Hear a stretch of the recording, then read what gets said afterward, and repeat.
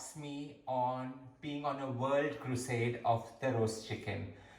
While this was a dish that I had learned initially during my years honing my skill as a chef, I've had the fondest attachment to it, and I like to pair it with different flavors from each continent, from each style, from each cuisine.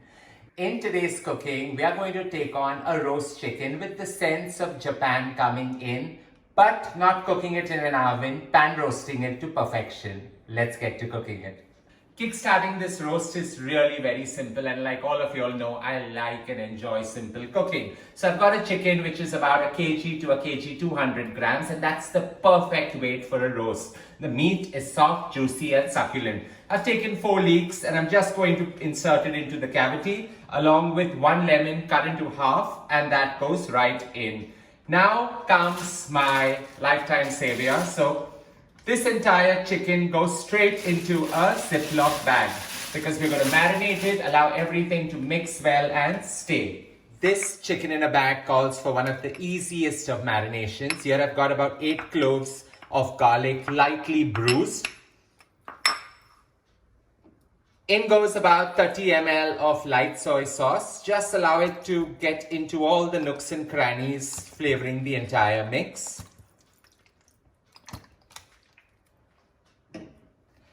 About 30 ml of oyster sauce going in. And not forgetting Japanese rice wine vinegar. Just another 30 ml of the same.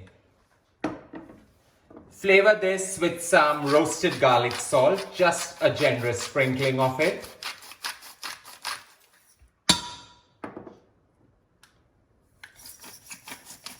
Some freshly milled pepper.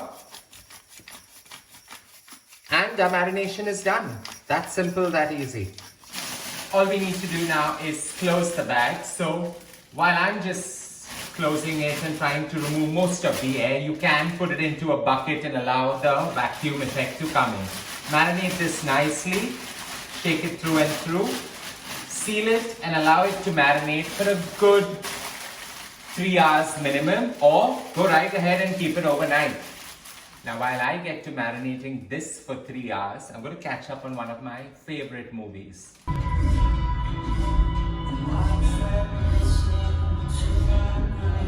Seldom do you get a chance to catch up on a movie in absolute peace. Having enjoyed that for a good 3 hours, have removed my chicken out of the Ziploc, getting away with all the messy affair. I've kept the marinade on one side here, and it's time to now get to the fun part of cooking a pot roast. So in goes about 20 to 30 ml of any suitable oil that you want. I'm using sunflower oil here.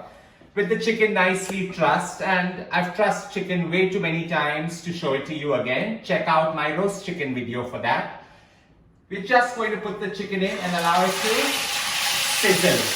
Allowing the chicken to sizzle and sear, it's extremely important to ensure that you get a good sear and a good caramelization. Once one side done, it's time to turn it and allow the other side to sizzle.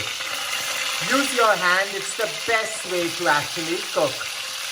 I enjoy turning the chicken in an anti-clockwise motion, allowing it to sear perfectly well. Allowing the chicken to sear a good 2 to 3 minutes on each side, getting all 4 sides nicely caramelized and brown. In goes 1 onion roughly chopped. I've taken a red onion, roughly chopped it. I'm just going to put it all over on the sides and everything. Not sauteed because I want the sweetness to come out really well. All the remaining marinade goes right in, just pour it over the bird. And ensure it laces all around. With the entire marinade coming to a rapid boil, in goes 4 potatoes on the side, 2 on this side and 2 on the other side. Just so that it creates the perfect starch component.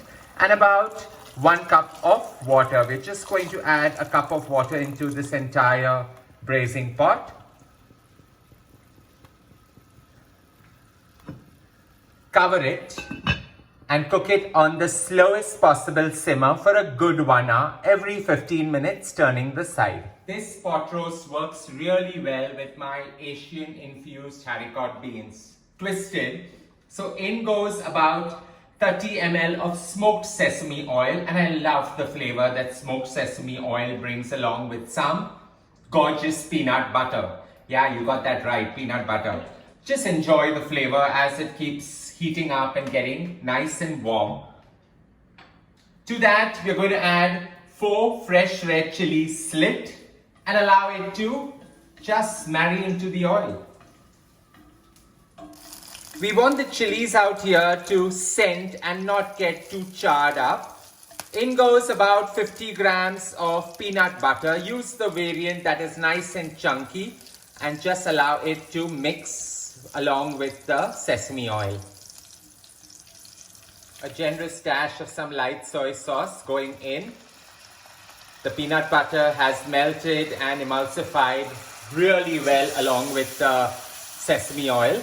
The soy sauce just adds to that color and allows everything to pair well together. In goes about 500 grams of blanched haricot beans. We don't want to do too much to this. We just want to lightly toss it up. With the haricot beans coating with this gorgeous peanut butter, chili and smoked sesame flavor.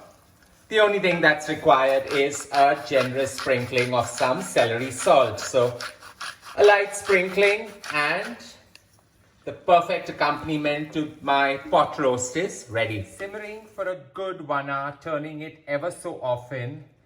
Here comes the gorgeous pot roast ready. The best part about cooking it in a high pot is it allows the steam to come right till top, evenly cooking the chicken. Now let's get to the Herculean task of lifting this out and plating it. Lifting it out, drenching all the essential juices back into the pot, and it goes straight on one of the finest of platters. We're just going to pick up the potatoes and neatly arrange them on the side.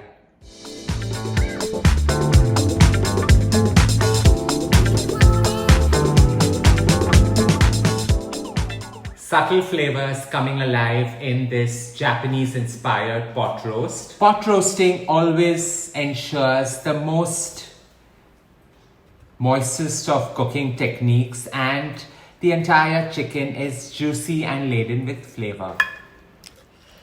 With the juices flowing clear, our chicken is ready and moist to be enjoyed with these gorgeous peanut butter encased haricot beans and the roast potato on the side. I hope you enjoyed creating this subtle pot roast with me. Great flavors coming alive and marrying along with the peanut butter on the haricot beans. Don't forget to share loads of love by hitting on the like button, and as I always say, don't forget to subscribe.